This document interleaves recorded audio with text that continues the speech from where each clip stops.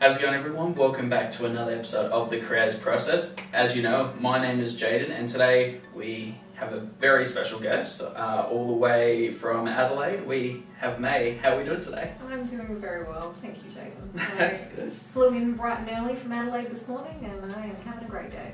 That's a great thing. It's a shame that you came on a very unfortunate, bad weather day in Melbourne. It's been really unfortunate. I mean, the weather's no worse than Adelaide. We had a nice storm the other day, which was quite spectacular from my back porch, but it was very gloomy, to say the least. Gotta love that. All the weather feels in Australia. And so I want to say a huge thank you for taking the time out of your schedule to come onto the channel and talk about what you do, and taking the time to do a shoot with me as well. I really do appreciate it. Absolute pleasure. I'm very flattered that you wanted to do an interview today. It's one of few that I have done before, so I'm more than happy to have a chat.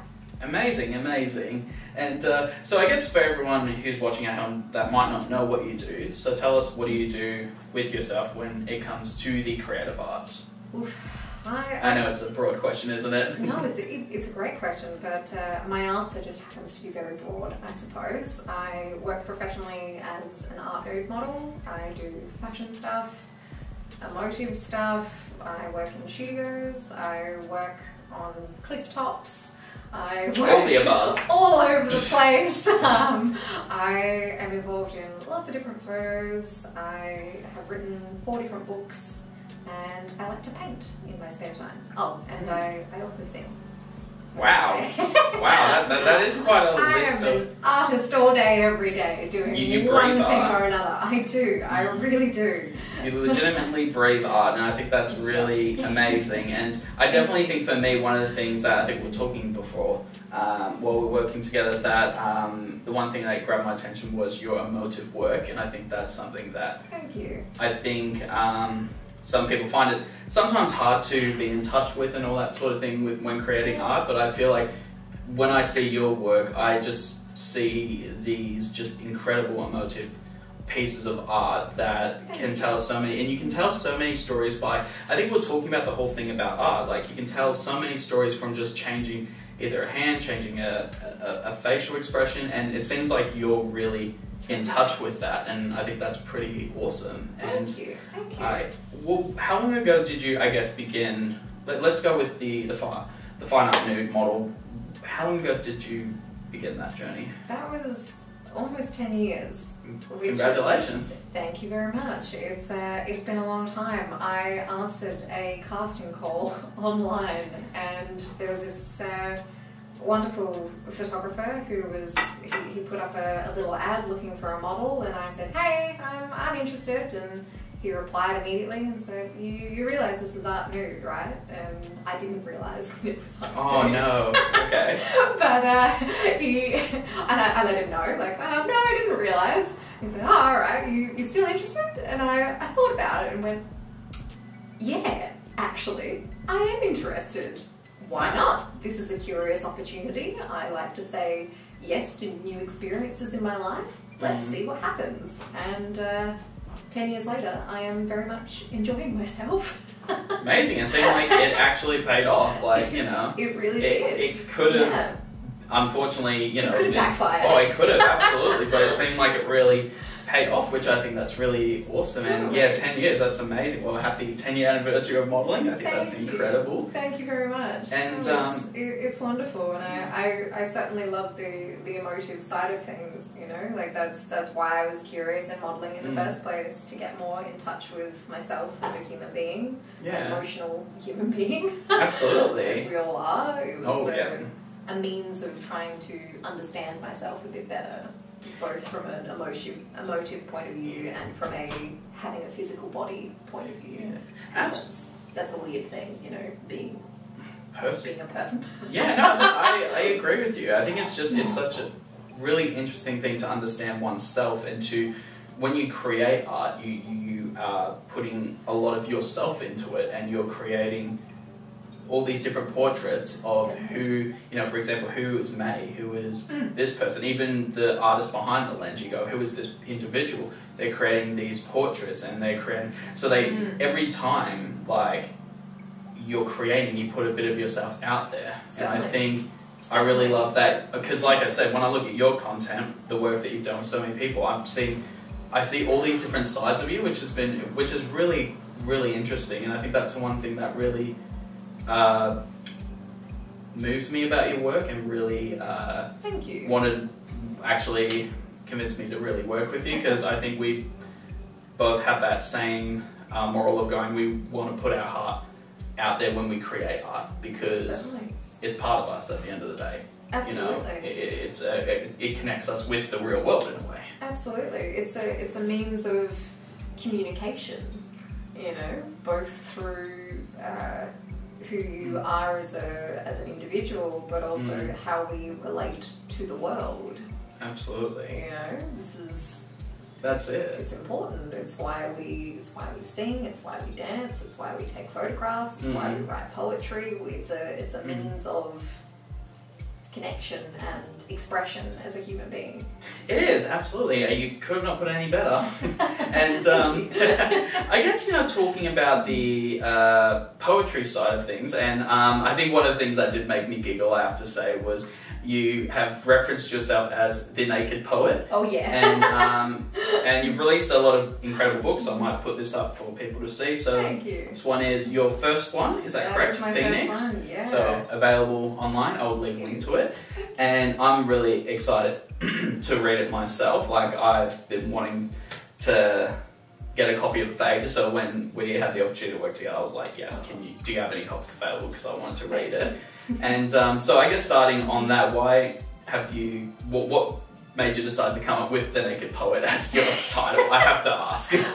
It's a relatively new title, I suppose. Okay. It was probably maybe about 12 months ago. It just felt right. I think it just seems to be the right tagline for who I am as a person. I wanted my tagline to be an all-encompassing set of words, I suppose. Like, I am a poet, I am a model, I wanted to just be known as May Dalton, you know, not just have a page for modelling or a page for poetry and have everything segregated, because that's not who I am as a person. So I wanted a tagline that reflected both of, well, two of my favourite art forms, and The Naked Poet just seemed to work. Absolutely. It's got a very catchy tune to it, and it does make sense, because, you know, like you, as you said, you're a model, you do fine art, nude work, but then also you happen to write poetry, so, you know, and it has a good flow. And I guess talking about there's also, I think, just even talking about it, I've realised this, there's a lot of nudity in poetry. Nudity of the soul, so to speak. Like, I didn't think about that. That's very true. Your soul laid bare of bleh. This is who I am, how I am. It's a literal sense in the fact that I'm an art nude model, and a metaphorical sense in the fact that I like to release my soul in small little bursts and unfilter it, I suppose. Amazing. And I guess, why did you, like, first of all, how long ago did you start writing poetry, and also why, like, I guess, what was your inspiration to start writing poetry? My inspiration was not a great one, but I do actually, I put it in the book, so I'm more than happy to talk about it. Okay. But I used to journal, and somebody who I trusted violated my privacy and read my journal. Oh wow. And it was horrific, and it made me feel horrible. And I went off of journaling for quite some while, and it really, like, it hurt my heart to stop writing. So maybe about 12 months after that had happened, I started writing these metaphors.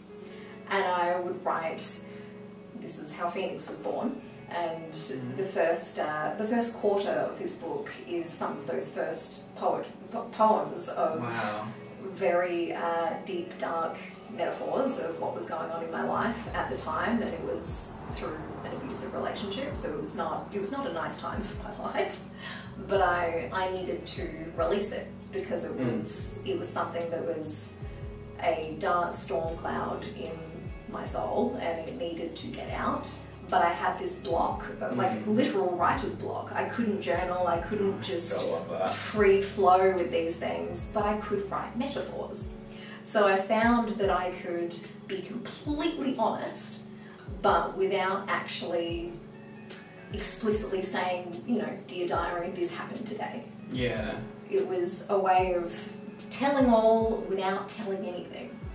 So hence Phoenix was born. The rise of the Phoenix. The rise of Phoenix, absolutely. Because various bits of me certainly were shed, and a stronger version of self was born and shaped, and I'm very, very grateful to the art of poetry.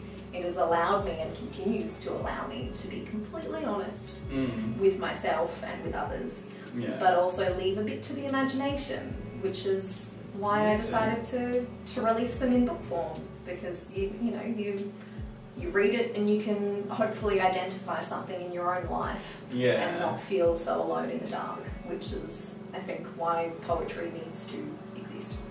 Absolutely. And first of all, I'm sorry that you had to go through those experiences, but I guess as a creative, that's where it comes to this little book right here, and but it is really hard because, like, especially something as private as your journal, when someone reads that, because that is your... It's violating. Oh, it is. It would be. It would be so violating, and it would stop you from just writing at all. And then it's like, when you stop doing that, and I had that same moment when I stopped photographing, it's like it eats you away, because it's like that creative energy that's inside, you're not doing nothing with it, so it just eats away on the inside. It's stuck, it's caged, it can't go anywhere. Exactly. It's uncomfortable.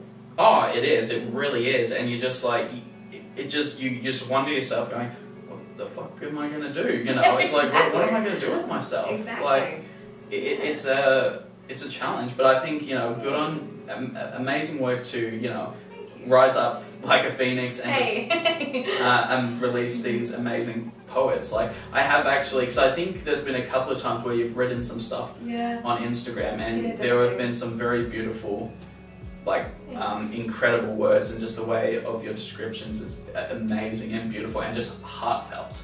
So for me, I'm really excited to get into reading this later on.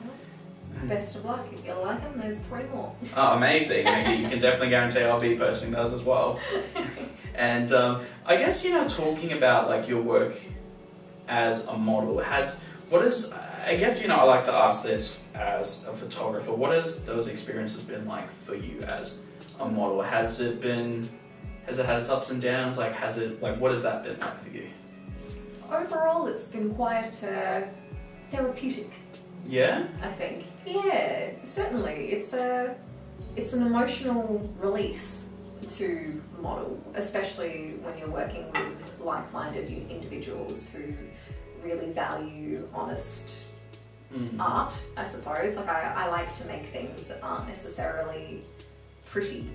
I do like making things that are very pretty as well, and by default you feel pretty while creating images like that, which is that's therapeutic in itself.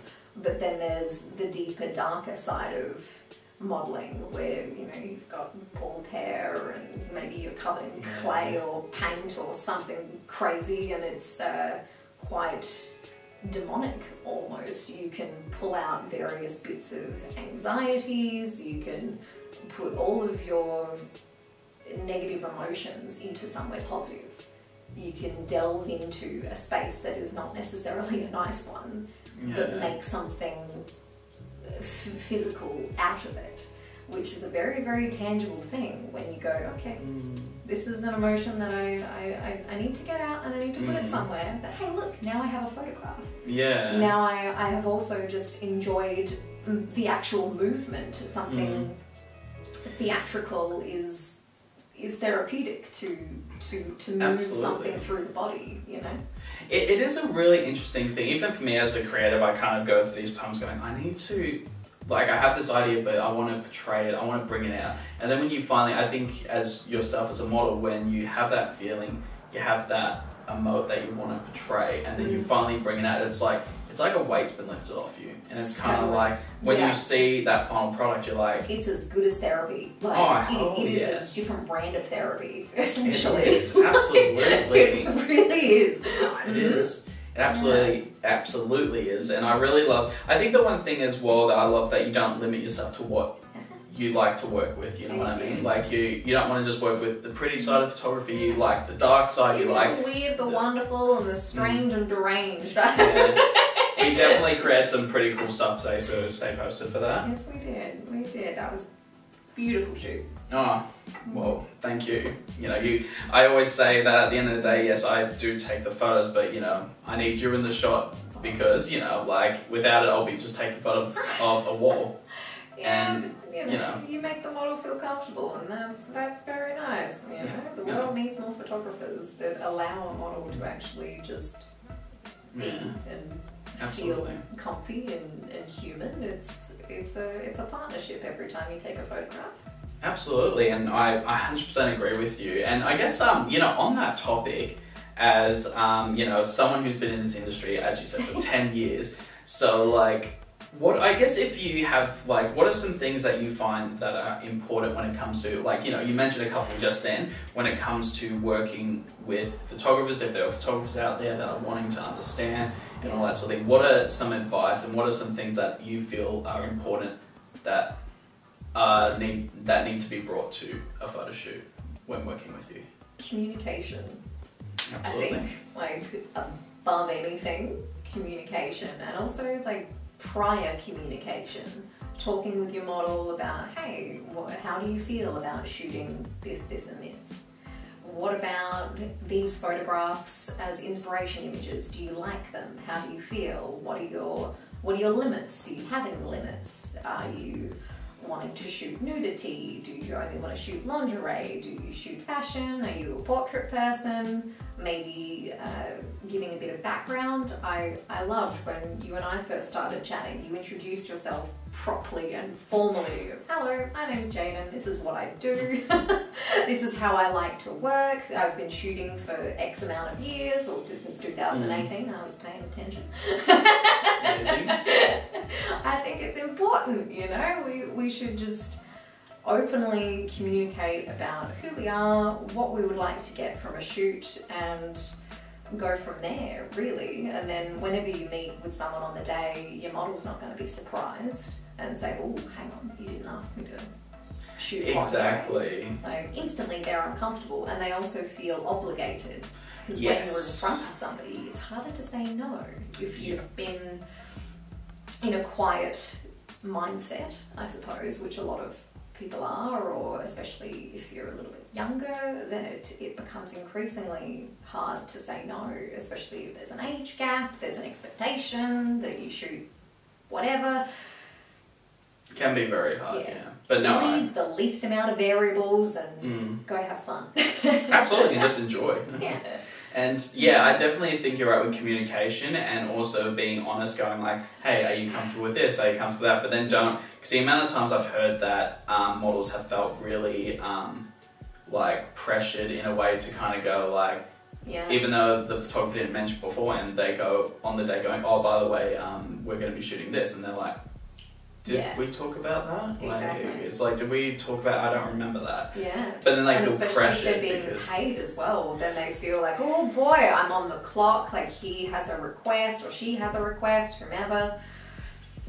I haven't said yes, I didn't say no, but like I'm being paid, therefore they owe me for the next amount of hours. Like that's a real grey area, you know, like just discuss what you want to shoot prior, or even have a good old-fashioned phone call. Well, we did that. We did, and it was great. I could tell how warm you are, and it's just, you know, it puts your mind at ease when you're meeting somebody new as to, okay, yes, I can work with this person and I will actually have a good time. Exactly, and you know, I think that's with what you were saying before, like with the whole ownership thing, is like the one thing I would say with, you know, even if someone is paying a model and all that, that doesn't mean you own them or anything like that. Like it is, it's like... And likewise in reverse. Exactly. Know? Like it should just be open communication in all directions. Yeah, no, that's it. You need to be honest, you need to communicate, and just also respect Yeah. Like, respect is another thing. Is like, I ask consent when you're around somebody, especially if you're shooting nudes. You know, hey, can I come over and shoot a little bit closer? Or if you need, like, don't ever touch the model unless they expressly say that you can. Yes. Or, you know, sometimes there's a garment or something that the model literally cannot adjust themselves, and you know, you need someone to do that, but just ask and say, hello, could I just move the dress, or your hair's looking a bit messy but your pose is perfect, so can I just come in and adjust your hair, is that okay? Wait to get a yes until you do it. And honestly, your model will just respect you and love you so much more for just being respectful. It's really, it's not that complicated, but it isn't. Surprisingly uncommon that these things are a little bit not talked about enough. Yep. It's respect and communication go well together, and I think you have put that very perfectly. Thank you. I try to. And, it's a complicated industry. Yeah, it is. And I guess as a final question, so like, what are the so I think this video will be out in maybe a couple of weeks. Like, what have you got planned for the rest of this year, early next year? What are we to expect of May? We have good things. That's what. So I will be in Melbourne until Monday. So, you know, another couple of days from now. And then I will be in Adelaide, and then I have a couple of shoots in Adelaide, and then I will be in Sydney about 2 weeks from now. So probably by the time this comes out, I will probably be in Sydney. Look out. And then I'll be home over Christmas, as in Adelaide, and then I'll be in Brisbane early next year. Followed closely by Melbourne and Sydney again. Amazing. I just like to travel on rotation. I go where the fun is, and it seems to be fun all over the place. So. Sounds amazing. You'll definitely have to send me through your tour dates so I can make a list of them in this video. And yeah, I'm looking forward to seeing some more amazing creativity coming from you. And yeah, you'll have to let me know when you're down in Melbourne. Might have to tee something up again. Yeah, I think so. Yeah, absolutely. I think we can stand each other's company. Yeah, I think so. Yeah, I think so. And once again, May, thank you for taking the time out of your schedule to come onto the channel and talk about what you do. Hey, absolute pleasure. Thank you so much for having me. It's a beautiful thing to discuss the creative process. It's Absolutely. It's an enormous topic. We could go on for hours. Oh yeah, we could definitely go on for hours, and maybe we could do a part 2 to this video. Who knows? I think so. Next time I see you. Oh, it sounds good to me. I'll definitely be seeing more of you. Oh, absolutely. And for everyone watching at home, thank you for tuning into another episode of The Creative Process. If you want to check out May's amazing work, I'll leave links to everything down below. As I said, go check out her amazing poetry. I'll leave links to all the incredible books, all her publications, and yeah, if she is in your city, go and hire her. Absolutely 110%. I definitely encourage people to go and work with her. Absolutely amazing. Just, yeah, absolutely incredible. And as I keep saying, let's keep supporting our amazing community. You know, hire models, hire photographers, go to shows. Let's keep supporting each other during these times. We have the power to help each other and help support each other's dreams. Comment, like, and subscribe, and I will see you in the next episode. Beautiful.